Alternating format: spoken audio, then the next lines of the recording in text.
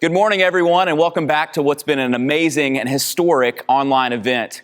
My name is Dr. Kyle Fagala, and I'm an orthodontist with 2 practices in Germantown and Collierville, Tennessee, which is just outside of Memphis.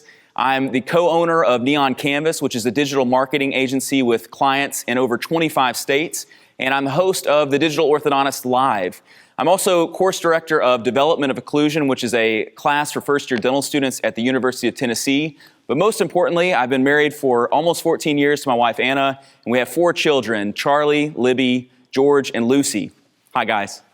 Like so many people, I was very disappointed when the AAO had to be canceled.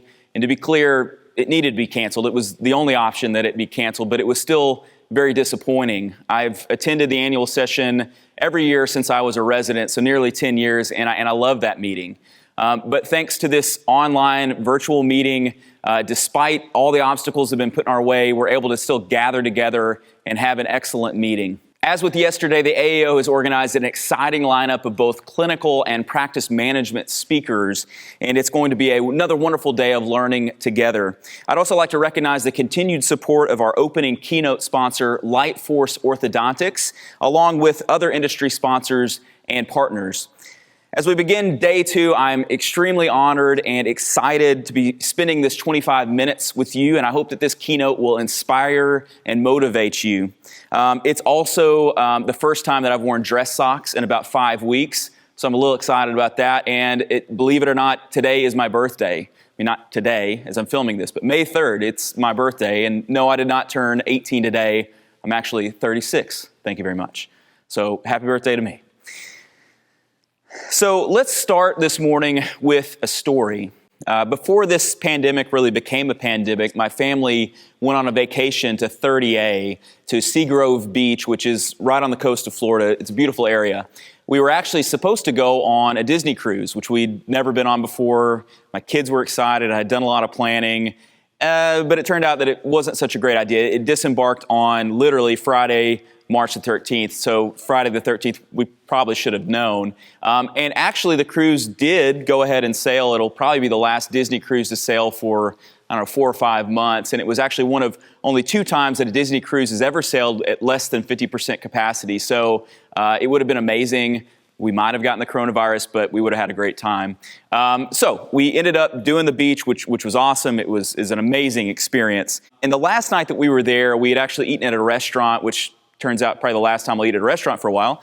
We were walking back along the beach, and it was beautiful. It was gorgeous. The sun was setting, and unfortunately, as my kids were having a good time, I was sitting on my phone completely stressed out. As each 5 minutes went by, there was some new piece of news that was changing the way that I was going to have to practice orthodontics, and I was stressed. I mean, really, really stressed. And I posted about it on Facebook, and you may have seen it, but as I was sitting there watching my phone with this endless loop of bad news, every 5 minutes, every 10 minutes, something new, something negative, I was taken with my 8- and 6-year-old as they jumped in the ocean and jumped over the waves and played and fully experienced it. That's what I wanted. I wanted to not have a care in the world, and yet I was stuck on my phone. And yes, I needed to be on my phone because a lot of people were relying on me, patients and team members, and I had to make good decisions. But I decided in that moment that there was no use in wallowing in self-pity and to be concerned about the things that I can't control and I can't hope to change. And so that's what I want to talk about this morning. I want to look at the reasons why orthodontists like you and like me, why we're so often stressed and unhappy and depressed. My hope is that a crisis like this one reveals to us the ways in which we can improve and the ways that we can be more happy and less stressed. You know what would be nice? I know a lot of the lectures today, they're going to be inside and it's going to be a little dark and maybe you've been trapped inside for a while. Why don't we go outside? Does that sound good? One thing before we do though, got something, I always carry this with me. Some SPF 75. I'm just going to put just a little bit on the old ears here. There we go. All right, we're good. Let's go.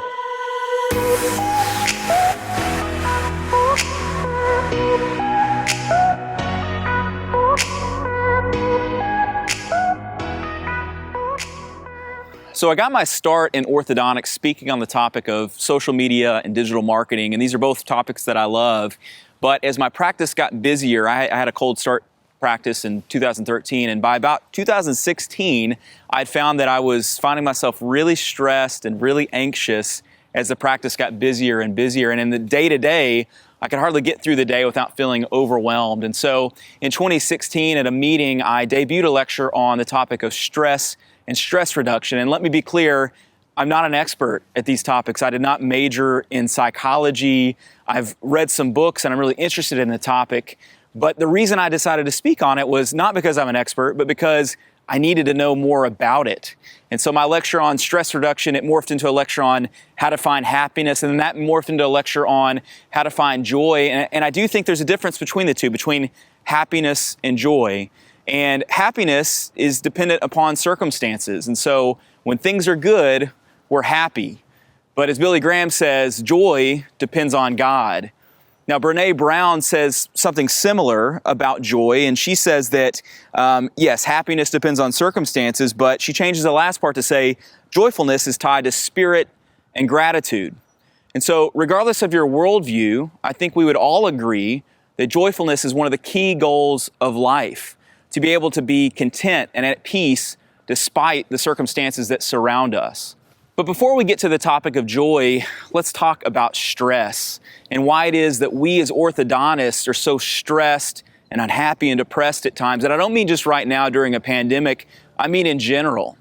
So there's an excellent editorial that's written by an Ontario orthodontist who I've never met named Dr. Randy Lang. And if he's out there, thank you, Randy. But the editorial is called Stress in Dentistry, It Could Kill You. Dr. Lang showed that recent studies in the dental literature confirm that dentists are subject to a variety of stress-related physical and emotional problems. And these problems include an alarmingly high incidence of cardiovascular disease, ulcers, colitis, hypertension, lower back pain, eye strain, marital disharmony, alcoholism, drug addiction, mental depression, and suicide.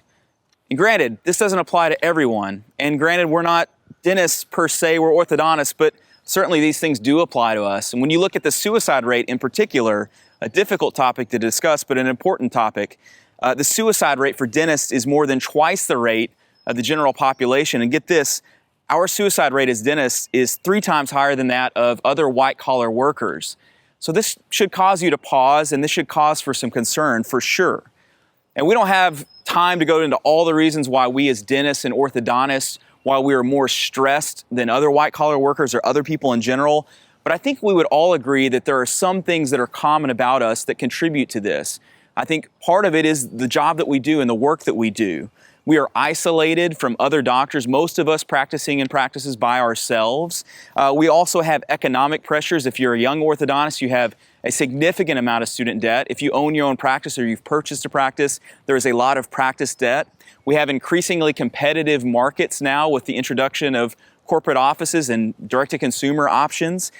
We see a ton of patients. I don't know another doctor that sees as many patients as orthodontists do in a day. And we also make dozens and dozens of decisions every hour that we practice. And I think this all collectively, it adds to the stress of our work. And I think maybe worst of all, we deal with anxious patients who are very demanding.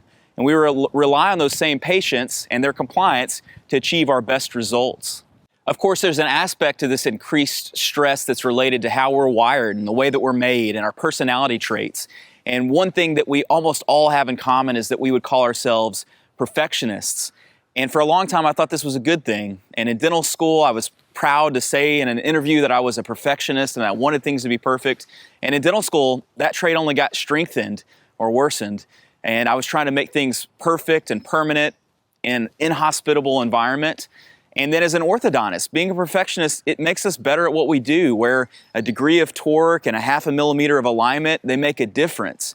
But being a perfectionist is exhausting, and not just for ourselves, but for the people in our lives, our teams and our loved ones, and probably sometimes our patients. And being a perfectionist, it is impossible because none of us is perfect. And so we're trying to control something and make something the way that we want it when we can't possibly do that. And so if we aren't able to control our stress when things are normal and things are good, what hope do we have now during the middle of a pandemic? Well, I think we actually have quite a bit of hope. And I think actually during a time like this, it allows us to strip other things away and to focus in on the habits that we have, both good and bad, and try and reevaluate the way that we approach life and hopefully come out on the other side of this all for the better. So I have 10 tips that I've collected. Again, I'm no expert on this, but I have read a lot of books and listened to a lot of TED Talks and podcasts, and I've found 10 things that I think seem to show up consistently in the happiness literature.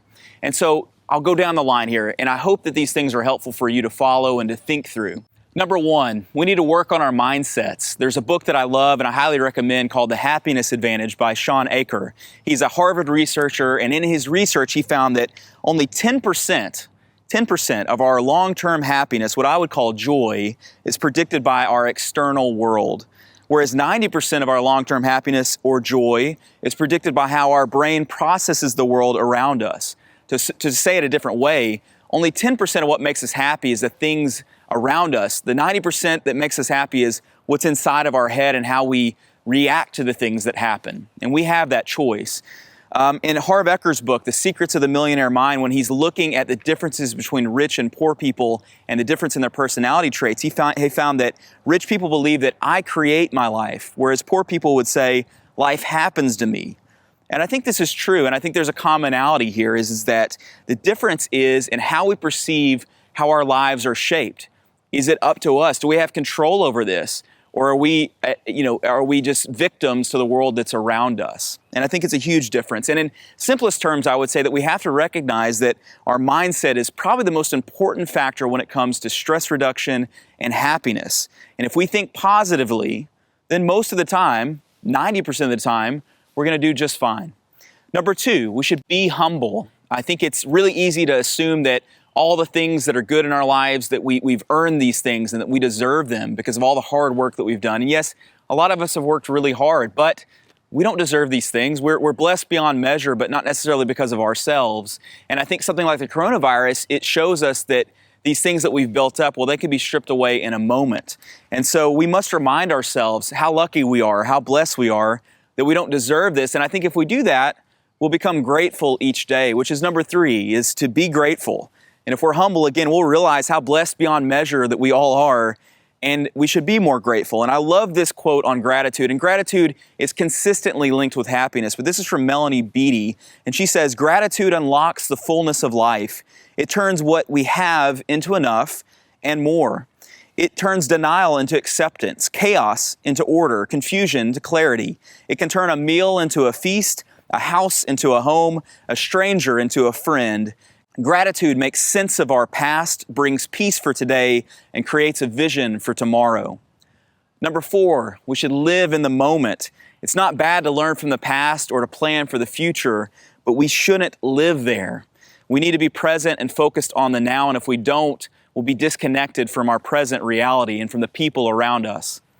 Number five, we need to let it go. And no, I'm not going to sing the song from Frozen because I'm terrible at singing.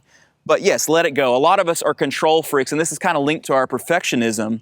We need to stop trying to control things because we're never going to be able to do that, especially in a moment like now. There's a Mark Twain quote that I love, and it says, I've had a lot of worries in my life, most of which never happened. There's also two Bible verses that I think are particularly apropos, and Luke 12:25 says, who of you by worrying can add a single hour to your life? And Matthew 6:34, therefore, do not worry about tomorrow, for tomorrow will worry about itself. Each day has enough trouble of its own. In his international bestseller, one of my favorite books, The 7 Habits of Highly Successful People, Stephen Covey says this about the circle of concern versus the circle of influence.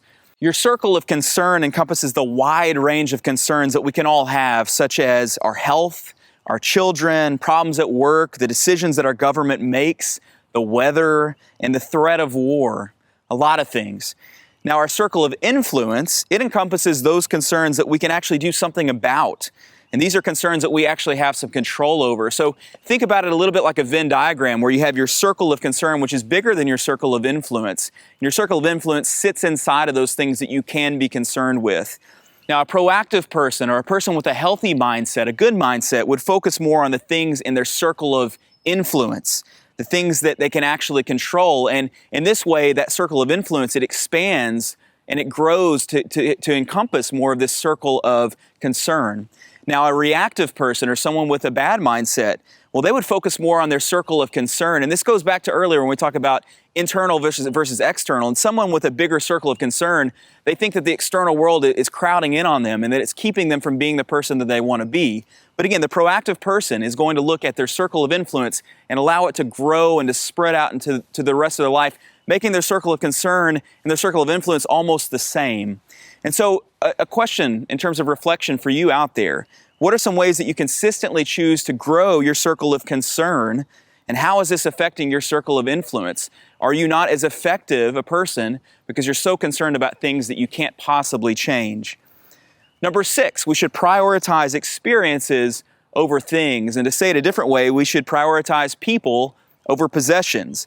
And getting new things can be exciting for a moment. I think we've all done that, ordered something late at night when we're stressed on Amazon, or for me on Uber Eats or something. But experiences will stay with you much longer.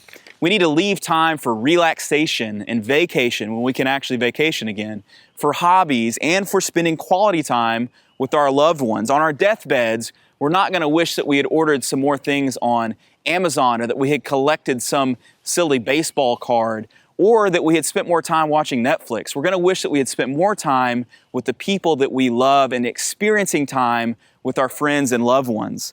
Buying things cannot possibly compete with relationships and sharing experiences.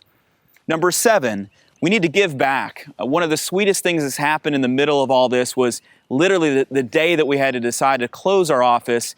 Make-A-Wish reached out to us, and they asked if we would do braces for a child, and that was their wish, is they wanted braces. And of course, we cried about it, and we were also so happy about it, but heartbroken because we can't do that right now. And so the first thing I want to do when we get back to normal is see this Make-A-Wish child and do braces for them. And I know a lot of you do programs where you do free braces for kids that need braces and that deserve braces. And if you don't do that, I highly recommend it. It has a tremendous impact, and it's a beautiful thing to do for you and for your team, and even for the other patients that are aware of this. Number 8, you should get organized. There is a stress that comes, certainly for me, when things are left open. And so what we could call like open loops in your life. And when things are disorganized, in the happiness literature and the stress literature, it always talks about how disorganization, it contributes to stress. And so something I do every day is I list out the 5 things I want to do in priority order that day. And as I check them off the list, it gives me great joy. So be productive and be consistent. Number 9, exercise, diet, and sleep. And if I'm being honest, number 9 is the one that I struggle with the most. I don't create time for exercise, diet, and sleep. My diet's okay, I guess, but exercise, I'm really bad at, and sleep, I don't get enough sleep. And the thing about these 3 items, exercise, diet, and sleep, is they all create more energy for us. So they're activities that if we do them, they will give us more energy. And so we need to prioritize these things for sure. And at a time like coronavirus, where you have more time at home, this is a good time to set up new habits that hopefully will carry along with us when we get back to normalcy. And then number 10, and I think this is maybe the most important, is to stop comparing ourselves with other people. I think as really competitive people, a lot of us who've gotten into orthodontics are very competitive. We want to compare ourselves with others. This goes back to dental school, where we're worried about class rank and we want to be number 4 or number 8 or number 1 or whatever. We've got to stop doing this, because comparison, as we've heard, is the thief of joy, and it truly is. I think one positive about this pandemic is that it has stripped so much away from us that it's a great equalizer in many ways. We're all on the same level. None of us can practice. And so in this way, I've talked more to my colleagues in Memphis, my orthodontic colleagues and dental colleagues, than ever before, because we're all on the same plane here. We're all in the same boat. And so I would also say of the Facebook groups that comparison and comparing yourself to someone who has the most successful practice in a state or something, it's not healthy. And what I would say is that there's no one right way to do orthodontics. And as we're here talking about stress reduction and joy, it does not mean that because you have the biggest practice or you do something a certain way that makes you necessarily happy and joyful and at peace. And so we've got to stop comparing ourselves, because at the end of the day, it's all just ego. In summary, we should all be content, we should all be grateful, and we should all seek to find joy in the midst of whatever circumstances we find ourselves in.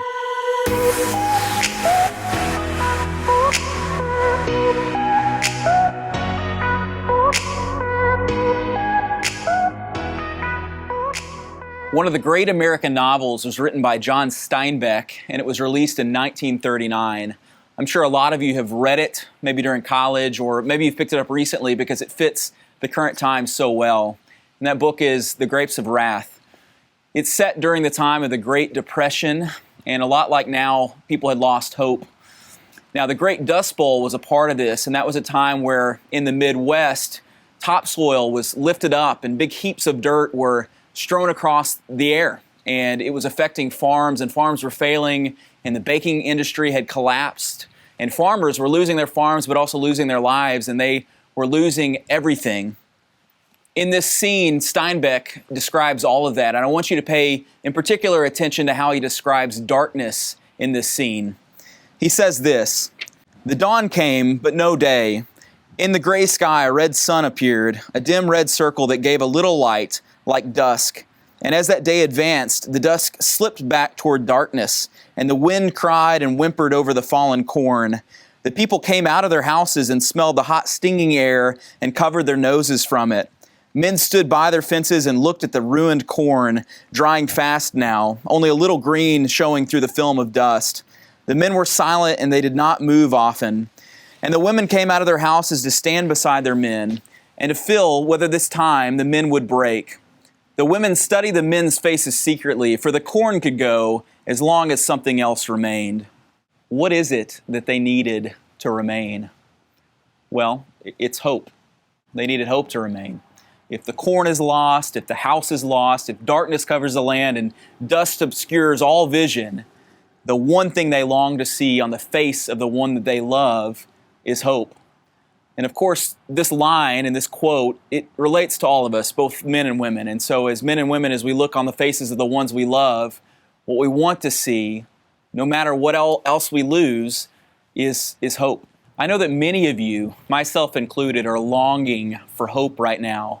And there's a sense in which our world is filled with darkness and obscured by dust in a way that many of us have never seen before. There's a pandemic that has invaded our lives and that's killing thousands and that's changing the course of the very nature of our day-to-day in a very major way. But we need to keep our hope. So I would encourage you to not allow the dust that obscures our vision right now to block out the image of the better reality that exists just beyond the horizon. And this hope, it lies in the faces of our loved ones and our families and our friends. It lies in the faces of our teams as we gather together on Zoom calls. And it's also lying in the faces of all the orthodontists and colleagues inside of our communities on Facebook. So when I think back to that moment on vacation where we're walking down the beach at sunset and my family is so carefree and enjoying the ocean and I'm there so stressed and distracted, I have to be honest and ask myself, is that really all that different from how I am normally when things are good? Do I allow things, this dust and this darkness, to obscure my view and to block out the good and beautiful things in life that should bring me hope? And are you really any different? I've heard it said that the most important things in life, the things that have always been true, largely remain unchanged during a time like this pandemic. But what's great, and if there is any upshot to the coronavirus, is that we all become better at recognizing and appreciating those most important things. In the beauty of creation and in things like love and friendship and kindness and mercy, the good things that we so easily take for granted, we see the good in life, the best in life, the things that remain unchanged by a tragedy like this. And like the tide, good and bad will come and go, ebb and flow, but we will survive this and we will be better for it. Thank you so much for spending this time together with me this morning. I hope it's been an encouragement to you. I hope it's uplifted you, and I hope to see you all in person sometime very, very soon. Thank you.